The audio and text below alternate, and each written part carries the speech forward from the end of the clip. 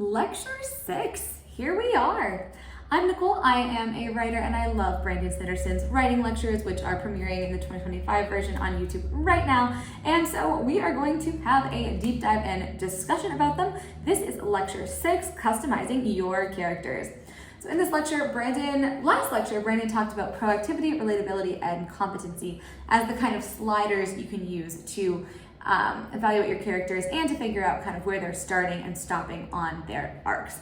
In this lecture, he starts by, first of all, talking about iconic versus changing characters. Iconic characters being the ones that don't arc, we just like them for who they are, like James Bond, Babysitter's Club girls, etc.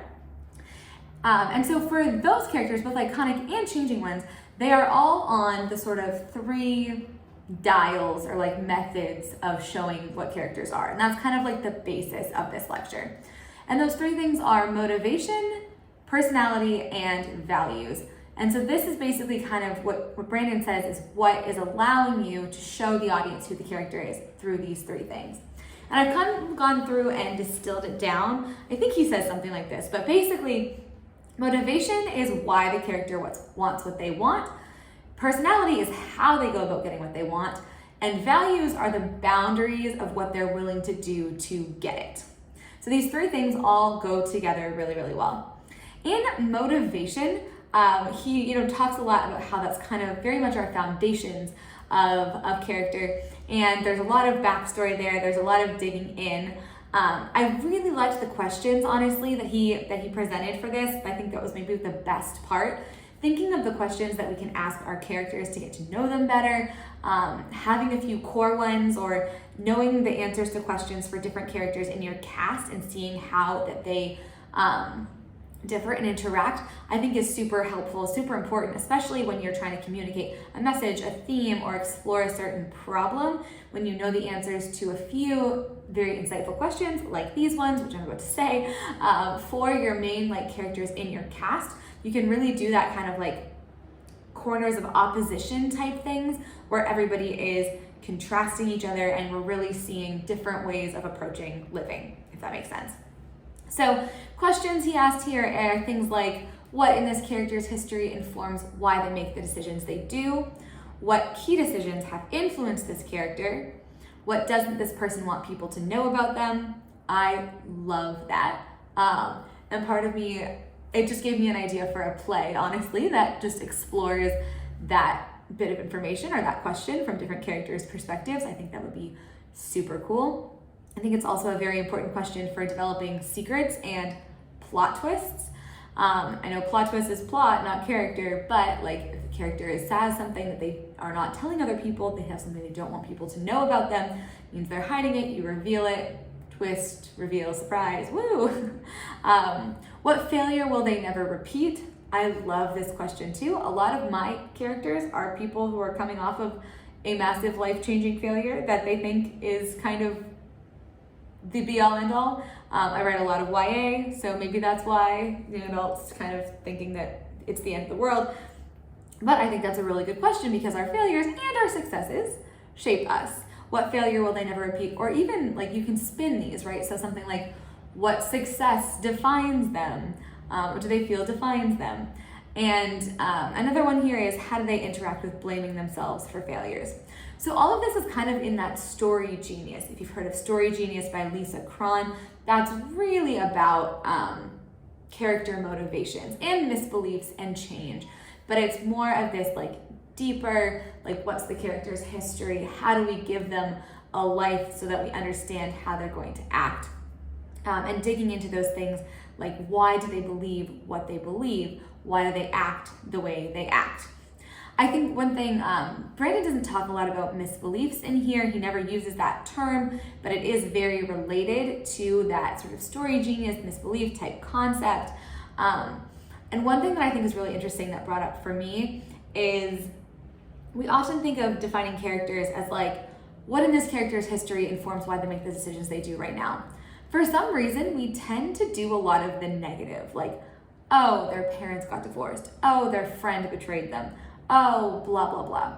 But what I think is super interesting is instead of going straight to the negative, to see if there's something positive, maybe they got what they wanted. Maybe something good happened, and that's where a negative belief came from. Like, I got this job, the reason I think I got it is something that is limiting to me. And so you keep pushing that because you think that that gives you success and continue going forward with it. Anyways, not to get on too much of a tangent, but like, I think that's so interesting in characters when it's not like negative ghost trauma-y stuff. Obviously you can have that, but when it's like good things that you take the wrong message from, that is the most interesting to me because I think it's less done, honestly.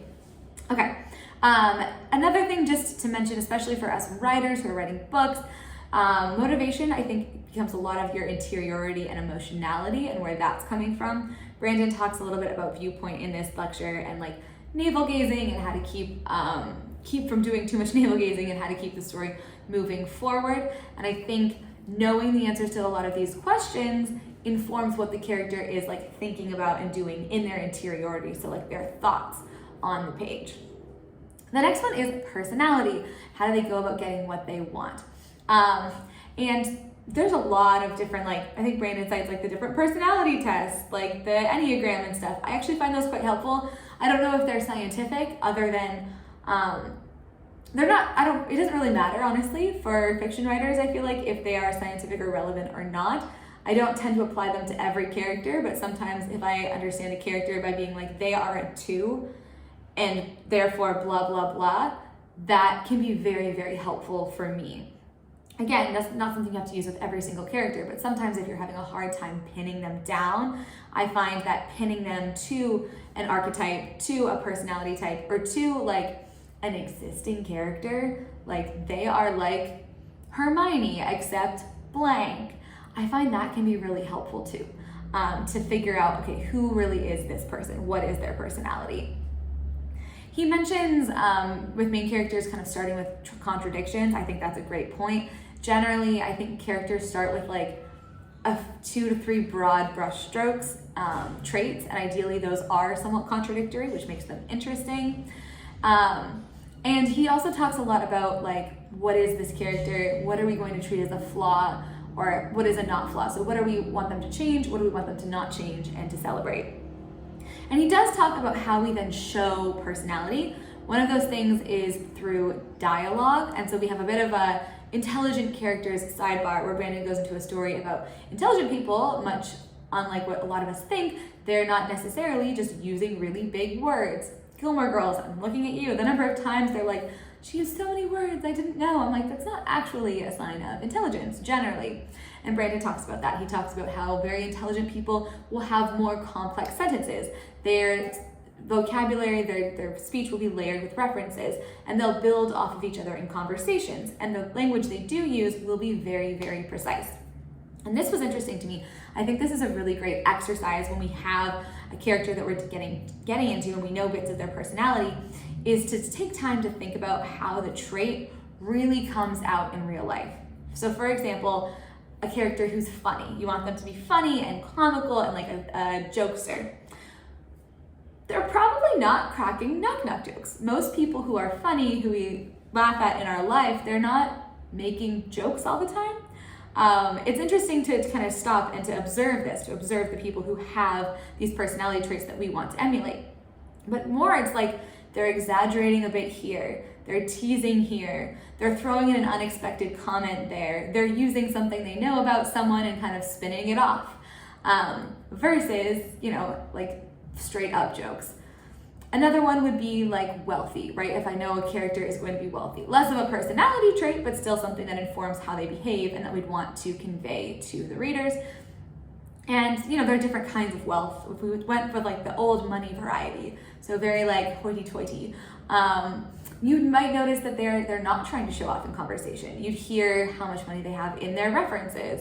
Maybe their confidence talking about something. Maybe they talk about their holidays or mention a nanny, or maybe something spills and they're just not sure how to handle it. And you're like, you don't know how to handle a spill? Like those little small cues that indicate subtly things to us about the characters versus the more explicit, obvious things like, oh, she's wearing a big ring, or she's talking about, the yacht in Greece. Like, we can do that much more subtly and much more realistically. I think that was one of my favorite parts of the lecture. I love thinking about how these traits really manifest in people.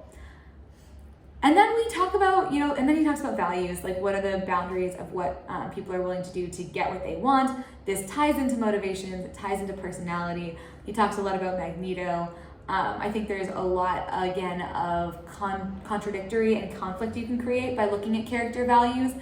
So that's another, it depends on how you approach story. If you approach it from a plot perspective or a character perspective, ultimately you'll have all of them.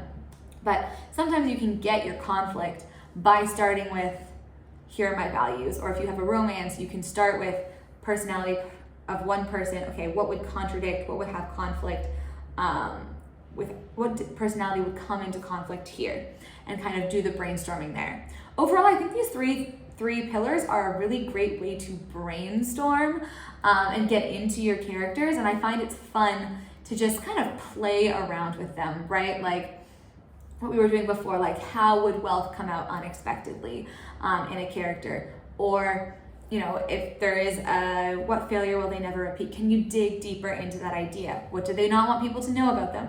Could you write a whole story about the things that people don't want others to know about them? This has been done, I'm sure, but you would take it in a different direction. So this one for me, like, really got a lot of balls turning of like story ideas and way to take these concepts and these questions and to kind of hone in and just like explore in small spaces. So anyways, that's what I took away from this lecture. I would love to hear what you did. Let me know your thoughts in the comments below. If you like this video, give it a big thumbs up. Tell me what your favorite technique for building a character is. I'm very curious to hear about it. And I will see you next time to talk about lecture number 7, Sanderson's first law.